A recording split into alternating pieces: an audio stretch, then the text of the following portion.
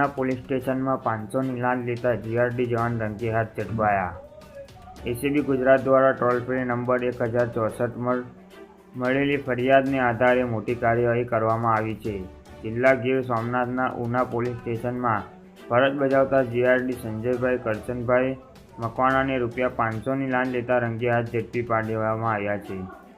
ફરિયાદી અનુસાર તેમણે મિત્રના ચાર્જ લગતો દાખલો કેરેટ સર્ટિફિકેટ કાઢી આપવા બદલ આરોપીએ લાંચ માંગી હતી। ફરિયાદમાં મળતા આરોપીએ લાંચની માંગણી કરી। ફરિયાદ મળતા જ એસીબીની ટીમે જાળ ગોઠવી આરોપીને લાંચ સ્વીકારતા ઝડપી લીધો હતો।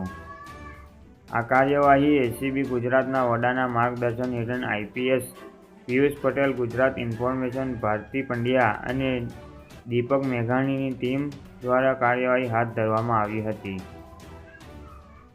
અંતે આરોપીને પકડી આગળની કાયદેસરની કાર્યવાહી હાથ ધરી છે।